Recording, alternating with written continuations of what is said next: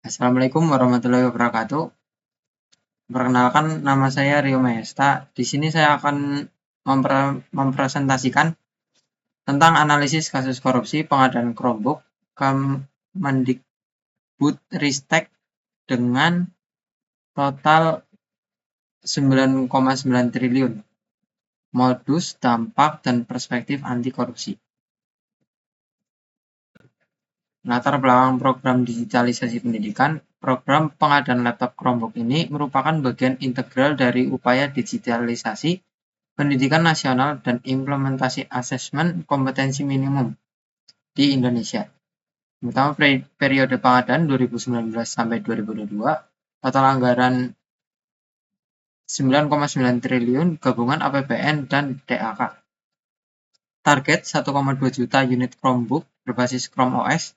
Tujuan utama mendukung proses pembelajaran digital dan integrasi ekosistem Google Workspace for Education. Ironisnya, uji coba Pustekom pada tahun 2019 telah menunjukkan keterbatasan fungsionalitas di daerah dengan akses internet lemah.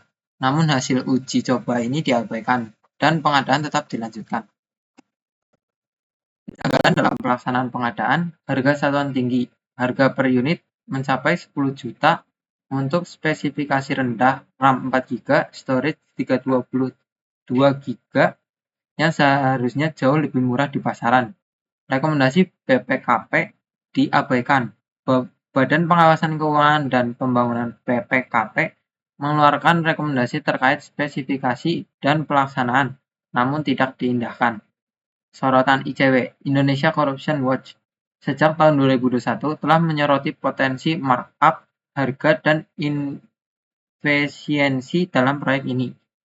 Spek steering, Permendikbud nomor 5/2021 mengunci spesifikasi perangkat ke Chrome OS yang mengarah pada dugaan pengaturan spesifikasi untuk vendor tertentu.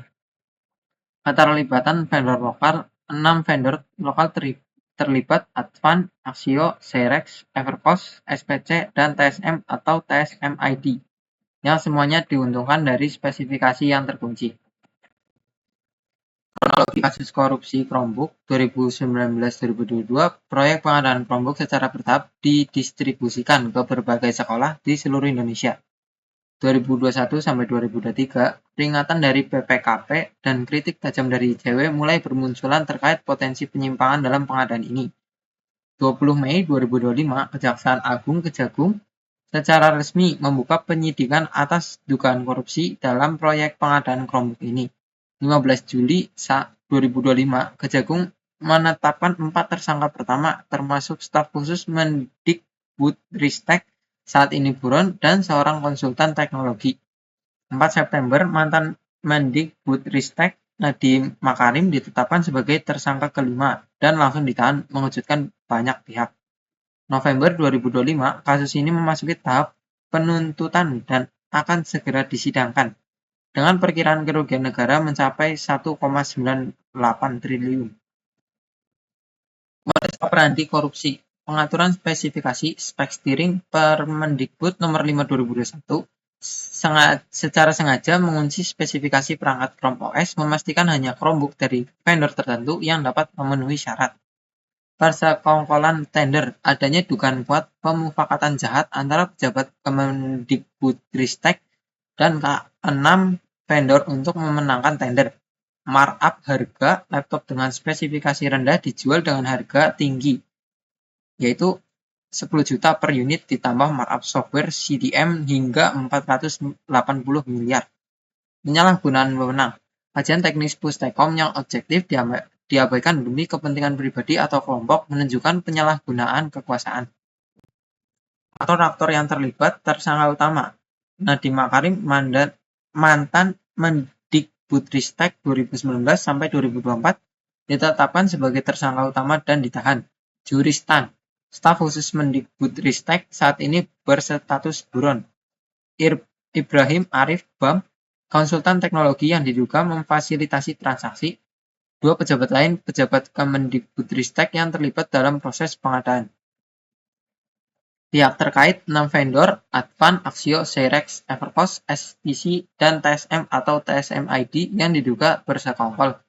Google Indonesia diperiksa sebagai saksi untuk mengklarifikasi peran Chrome OS dan lisensi CDM, PPKP, dan ICW, lembaga pengawas yang sejak awal memberikan peringatan dan kritik terhadap proyek ini. Analisis hukum berdasarkan UU Tipikor. Korupsi ini secara jelas memenuhi unsur-unsur tindak pidana korupsi yang diatur dalam Undang-Undang Nomor 31 Tahun 1999 Junto Undang-Undang Nomor 20 Tahun 2001. Pasal UU 31 Tahun 1999 Junto UU 20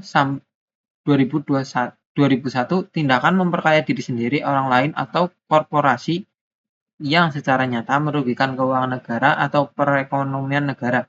Pasal 3 UU 31 1999 penyalahgunaan wewenang, kesempatan, atau sarana jabatan karena jabatan atau kedudukan yang dapat merugikan keuangan negara.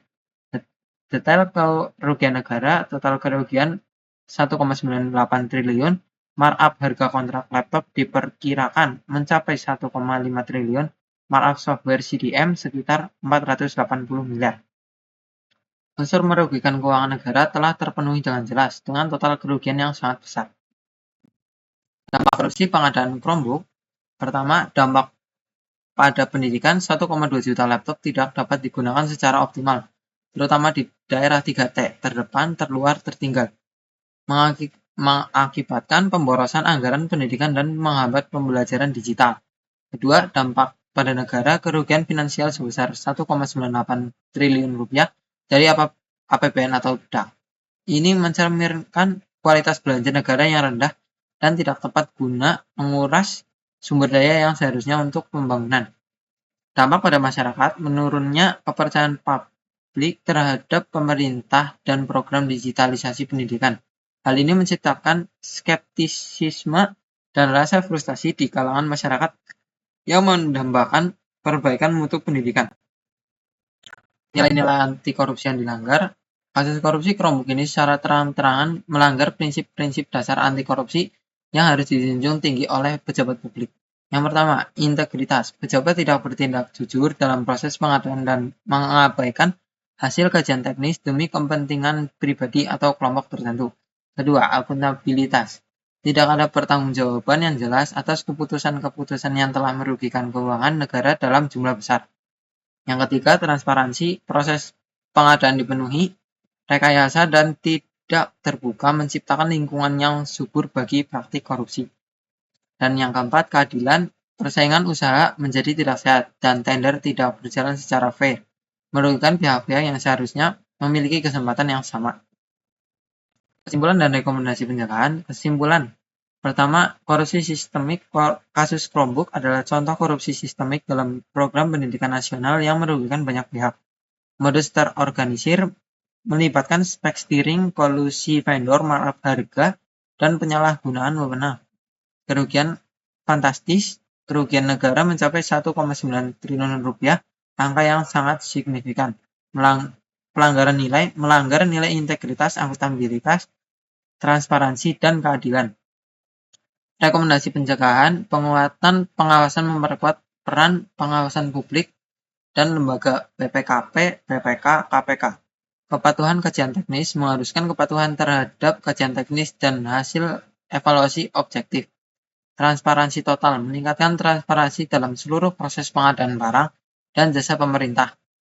E-procurement ketat, menerapkan sistem e-procurement yang lebih ketat dan bebas dari intervensi. Pendidikan anti korupsi, mengintensifkan pendidikan dan sosialisasi anti korupsi bagi pejabat publik. Segitu saja dari saya. Terima kasih. Wassalamualaikum warahmatullahi wabarakatuh.